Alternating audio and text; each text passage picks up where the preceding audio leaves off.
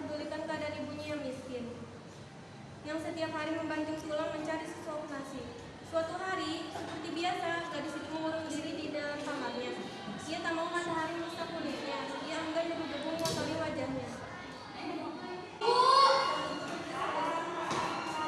Bukankah sudah berulang kali bahwa setiap aku bangun ibu harus membereskan kamar, menyiapkan buah dan membuatkan makanan untukku? Kamu kan sudah besar, kamu bisa mengerjakan semuanya sendiri. Ibu kan tahu aku lagi sibuk. Sang ibu hanya mengelus dada, hatinya gelisah. Kesibukan mempercantik diri hanya itulah yang selalu dilakukan putrinya yang pemalu itu. Matahari mulai memancarkan sinarnya. Sang ibu mulai bersiap-siap untuk berangkat ke sawah untuk bekerja. Ia tidak lupa mengajak Darmi untuk membantunya di sawah.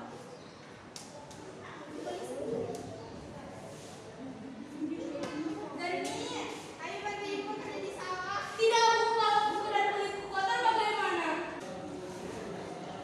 Baiklah anakku, namun sudah tua. Jika ibu suatu saat dihantar oleh benar, maka ibu tetap sawah lagi. Siapa suruh dia orang miskin? Aku juga tidak mau kau menjadi ibuku. Baiklah anakku, ibu hanya ingin kau bisa mengurus dirimu sendiri dan mengelola lingkungan sekitar. Berganti hari, akhirnya sang anak menuruti kehendak ibunya. Ia tidak keberatan untuk kemanapun bersama ibunya. Tapi anaknya itu mengajukan sebuah syarat bahwa ibunya tidak diperbolehkan untuk mengakui bahwa ia adalah ibunya di depan umum. Sebagai seorang ibu, tentulah hatinya teriris mendengar itu. Namun sang ibu pun menyetujuinya.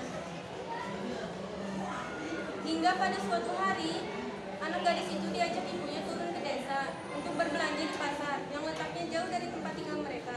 Anak gadis itu berjalan melenggang dengan memakai pakaian yang bagus dan bersolek agar orang di jalan melihatnya akan mengagumi kecantikannya. Ketika mereka memulai memasuki desa, orang-orang desa memandangi mereka. Mereka begitu terpesona melihat kecantikan anak gadis itu, terutama para pemuda desa yang tak puas-puasnya memandang wajah gadis itu. Namun ketika melihat orang yang berjalan di belakang gadis itu, penuh kontras keadaannya. Hal itu membuat orang bertanya-tanya. Ya lihat wanita itu cantik sekali kan? Iya benar, wanita itu bagi diri dari surga yang kuatnya bersama aku menurut keindahannya. Rasanya aku tertarik untuk mengenalnya. Tapi belakang itu siapa? Entahlah, siapa ya dia itu? Aku masih ada dari ketua di belakang itu. Apa mungkin dia itu? Gak boleh memberi yang baik. Mana kamu? Aku Di antara orang yang melihatnya itu, seorang pemuda mendekati dan bertanya kepada gadis itu. siapa yang kamu itu? Apakah itu ibumu? Bukan, dia itu budak. Kan manusia, dia itu bukan ibu. Bukan. Dia itu budak, pergi sana. Astaga, jangan begitu walaupun dia budak hargai. Alangkah terlupanya sang ibu mendengar itu. Hatinya menangis dan ia benar-benar tak berdaya menahan rasa sakit hatinya. Ia bergidik dan memohon kepada Tuhan. Akhirnya si ibu pun berdoa.